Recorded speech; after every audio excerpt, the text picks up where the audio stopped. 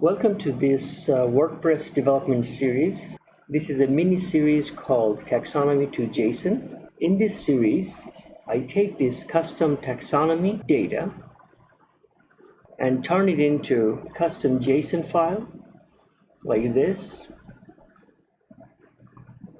and write it into this WordPress project upload folder like this. Also later in the course, I take this same data and turn it into a custom REST API endpoint like this. Now let's get started. Alright, so here is my setup. This is under the post. This is a taxonomy, custom taxonomy called states. And under there I have a parent-child relationship with states and cities. So the target is to collect this data and reorganize them in a parent-child fashion and generate a JSON file. And the reason for doing this is because I can give you an example of a real-world app that I'm working on. Is this, like here you can give the user a interface where they can pick out categories and then subcategories from here, so on and so forth. But all these are coming from the database, right? But they're loading so fast because they're actually coming from a JSON file. Okay, so if I look at this, the theme architecture here, the file goes under here, the theme, and then the WP content and the upload folder. And if we dig down, the categories.json, right?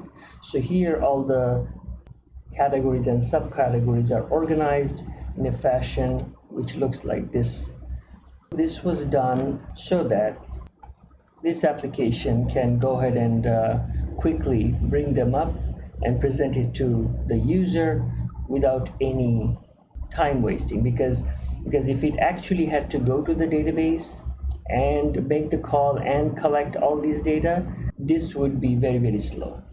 So this time I'm going to show how to create a taxonomy structure, data structure with a parent-child relationship and convert that into a JSON file and eventually turn that into a custom REST API route so that they can be used at the front end using JavaScript. So let's get started.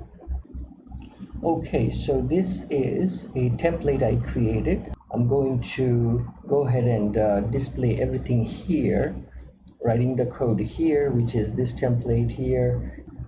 Okay, just to clarify the template location, it's the theme name, and then this is the theme folder, and let's go all the way down, and this would be our location here, so we no longer need to see this. All right, so let's first work with the states since they are the parent ones. So let's create a variable called args, and in here we're going to create an array, and anytime we're pulling data from parent, the parent ID here we should always mention 0, right? Okay, so close that down. Now let's create the state list variable. This time we're going to use a WordPress function called getTerms, and as arguments we're going to pass the taxonomy name, which is states, and the args. And just to make sure, this is the taxonomy name, states. Okay, now we're going to bring in some debugging PHP code so that we can see the result of this state list. Save it. Oh, okay. So here we see 3 states, right? But we have a problem. I mean, this is actually showing me only the states that has some sort of a post or list attached to it, right? But we need all of them. So to get that, we have to add hide empty, and we're going to call it a 0. So let's see what happens. Oh, look at that. Now we have all the states, regardless of them having any post attached to them. All right. Okay, so far so good. Now we are presenting data on screen, which is fine, but we have to have a holder or a bucket to hold that data so that we can transfer them into something else, right?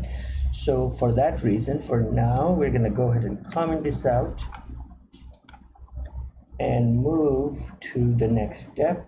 I'm just going to declare a variable, which is an array, equals an empty array.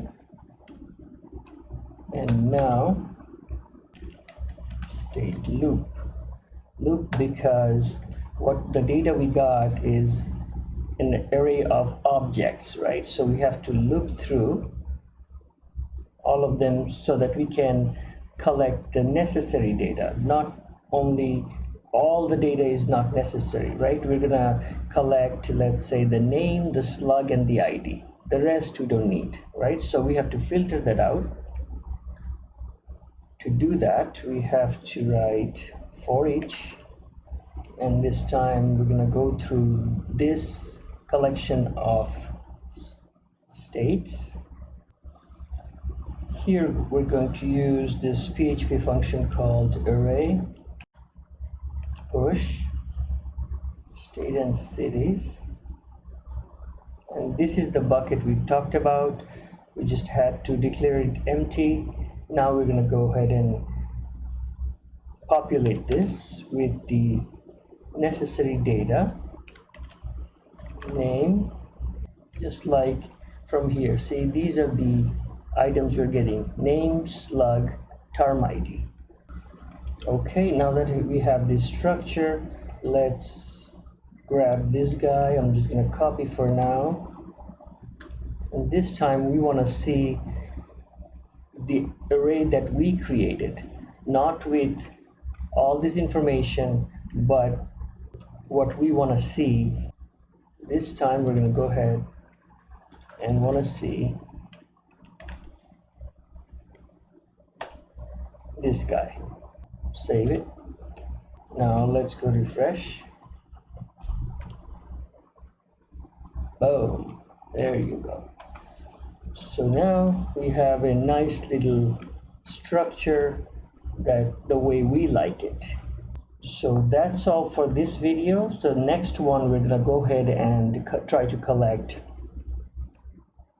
these guys, the cities, the corresponding cities. That's coming up. Thanks for watching. If you like this video, please smash the like button and the subscribe button. This will help me bring more free contents like this to you every week. Thanks again.